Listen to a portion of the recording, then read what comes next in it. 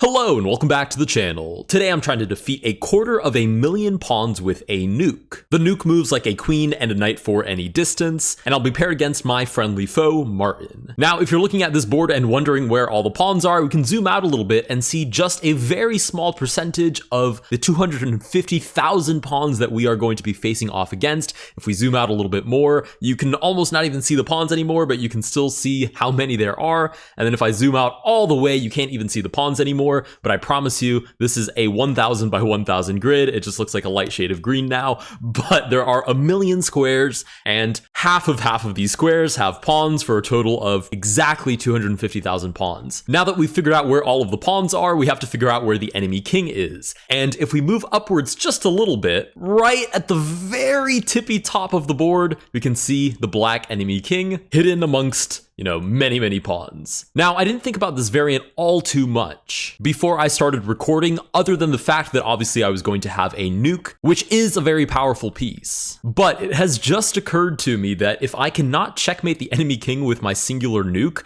I might have to drag my king thousands of squares down the board in order to deliver a checkmate. So hopefully it doesn't come to that. Let's start by moving this nuke as far down as I physically can on the board. You can see it does have quite the range. Let's go ahead and just move it down extremely far into the position. Martin has presumably moved one of his 250,000 pawns. No shot I'm even going to begin to look for where that was played. But I'm going to walk this nuke all the way down to the end of the board. He's again moved a pawn. Nowhere on my spectrum, nowhere on my board can I see that at least. We'll walk this nuke all the way down to the end of the board. I can't actually use its repeating knight ability because as you can see, it can only move as far as one pawn before it almost immediately runs into another. So I have to make all of this progress, basically exclusively moving it like a queen down to the edge of the board, and then hopefully somewhere at the end of Narnia, we do in fact find, Black's king hanging out. Maybe I can do this all in one. Oh, perfect! I think I can even see a tiny little dot, which should be Black's king. So we can zoom in here. Where did I put my nuke? Oh, I didn't move it! I failed to click on a spot. Shoot. Let me find that nuke again. Okay, I've managed to locate my nuke again. We are very close, so I'm just gonna walk it down manually. Click, click, click. We're almost there. Again, it's quite comical that I'm, making these large strides with the nuke, but I have genuinely no idea if Martin is making any moves of consequence, because Martin can still promote his pawns, by the way, and not all the way at the bottom rank. They only have to get as far as even with the king. So if I ever click on the nuke and cannot physically move the nuke, it's an illegal move, then I'll know that Martin has promoted and put my king in check. Okay, we've made it to the back of the board, and I have no idea where Martin's king is. Oh, there it is, all the way on the corner of the board. Also, you'll notice there's an extra pawn here. I've made it so that Martin can introduce new pawns from the back rank of the board, because the original name of this video was going to be one nuke versus infinite pawns, but I felt that was a little bit too clickbaity, but it's Martin, so I might as well leave him the mechanic of introducing new pawns at will. So now the last thing we have to do is find our nuke. There she is, and we'll move it all the way over to Martin's king. With any luck, oh, there comes another pawn from the back rank. With any luck, we can checkmate with just the nuke. Otherwise, I am in for a horrible journey with my own king through an absolute maze of pawns and danger and forks before I will get checkmate. Okay, we're about as close to the king as we're physically going to get. Again, presumably Martin is making moves somewhere. It's a miracle that he even decided to move the king. I'm going to assume I put him in check at some point because there's a infinitesimally small chance that he would just randomly move the king when he has all of these pawns on the board. But okay, if we try to put the king in check, he'll run around, and I'm trying to think what the geometry that I'm looking for here is. Because if I move right up to the king, all I do is pin him down to the back rank, but that doesn't actually accomplish anything. If I want to check like a knight, I could technically do that, but I would have to risk capturing one of these pawns and hoping that Martin, is not inclined to recapture, which is a very, very big gamble. I also have to make sure that I don't accidentally checkmate him. For instance, if I take this pawn and put him in check, even if Martin wants to be a goofball and not recapture, I'm actually covering all of these squares, so he would be forced to recapture there. Of course, if I check down any diagonal, he can simply move on to the opposite one. So down this diagonal, he moves this way. Down this one, he moves the other way. I don't think I can get him on the back rank, again, not without capturing something. And even if I drop the nuke here and put him in check, and Martin wants to be a goofball, he literally can't, because I'm blocking this like a knight. So I would have to lose the nuke, which is leading me to the very solemn conclusion that A, I have to like clear out maybe 2 of these pawns and just gamble that Martin doesn't take back. And then maybe somehow if I can force the king into that clearing, somehow I have checkmate, but I have to be more concrete than that. Or I'm going to have to walk my king all the way down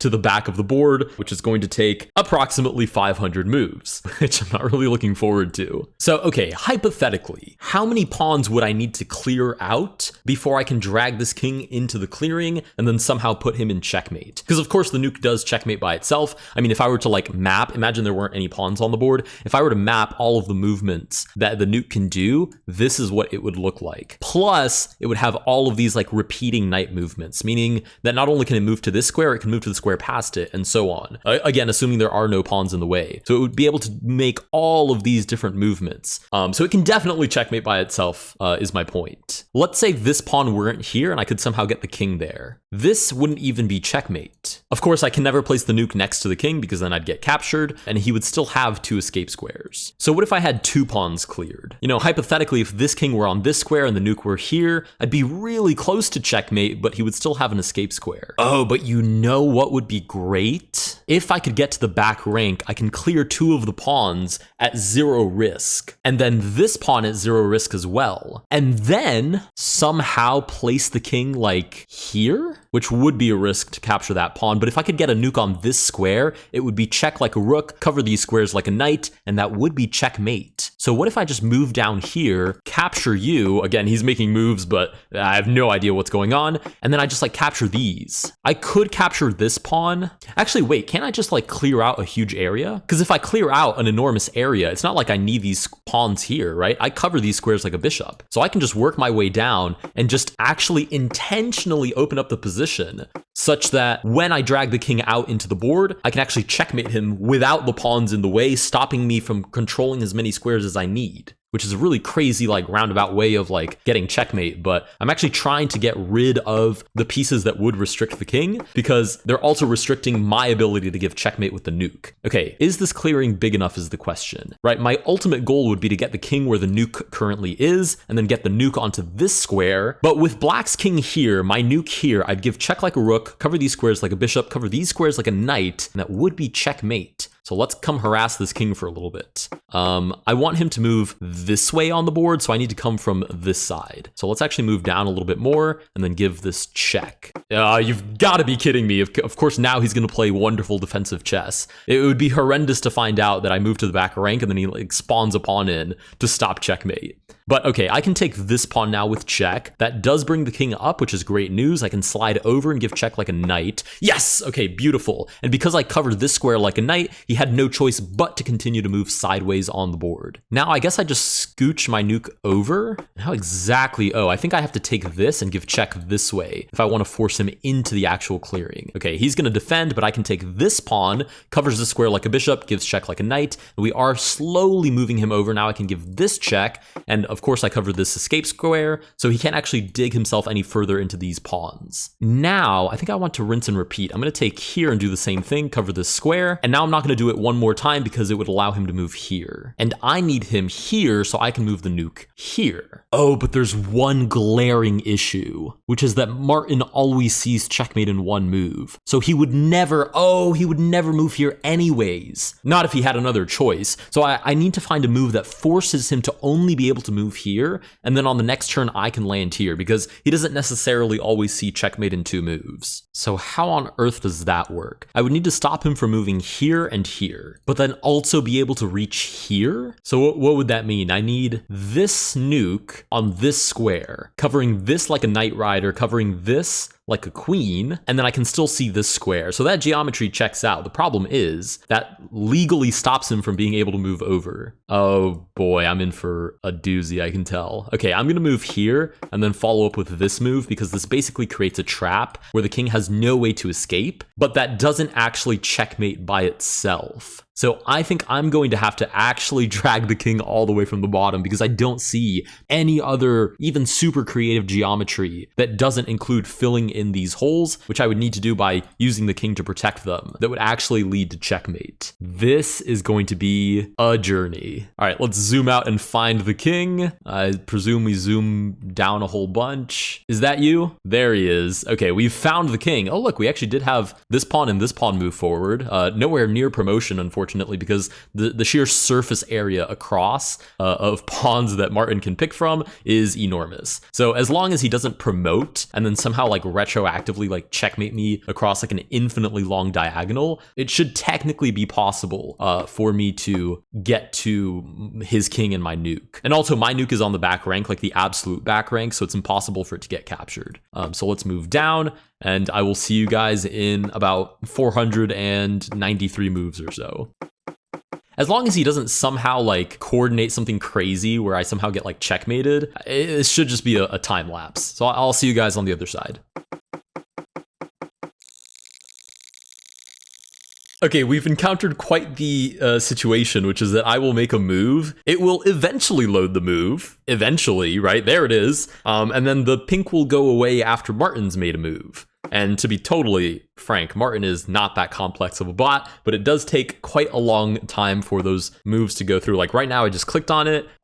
It's still loading, and there it is. So if I'm going to walk, it's still loading Martin's move actually. Okay, if I'm going to walk not just this distance, and not just this distance either, but this distance all the way to the other side of the board, I might actually be here until New Year's. Oh, and look, we've had a little development here. He's moved this pawn forward, which obviously doesn't really change anything. Or wait, does it? Oh, he's also spawned in a couple of new pawns. These were not here before. But I'm going to have to think a little bit more creatively. Also, I've just realized, does this work in my favor at all? This sort of like box situation, this sort of wall? Because up until now, and there's another one here as well, actually a lot of things have changed around here. Wow, I'm like a kid coming back to his hometown. I'm like seeing all these like differences, even though it looks vaguely familiar. Like, is there any universe where we force him into one of these squares? It doesn't seem unlikely. Like check here, for instance, forces him to move one of these two directions. The problem is they would both have to be checkmate, but the interesting thing is if he moves into it this way, he does reach another wall eventually. And if he does this way, he also eventually reaches a wall. Like all of these are walls that he would kind of have to walk into. Even here, right? You see like this platform here, and I'm talking about like this wall of 3 pawns. You see it here and here as well. And then here as well. So even if he like tries to avoid it, he always like walks into one just because of random chance he's moved so many pawns. There's like so many of them. This pattern is very interesting to me because you can push a king up against it and then maybe get checkmate. I've also just realized I could walk the nuke over this way and push the king up against the edge of the board. So that way I don't have to deal with, unless it's helpful somehow, I don't have to deal with all of these like nooks and crannies he can run into. Okay, let's start with that idea. Let's say this nuke were here giving check. King would walk back. The problem is, well, I can't really walk forward without getting attacked by pawns, but I can try, like check, assuming he walks back of his own accord, because it shouldn't be checkmate in one quite yet. We could get check again. Imagine he'd walk straight back. Oh, and eventually we could get checkmate, and it would be forced, because by the time he gets here, it's not checkmate in one move, but by the time he gets to the back rank, it is. Oh, wait, we can definitely checkmate him. Let's go here first. It's going to take a hot second to load the move, of course.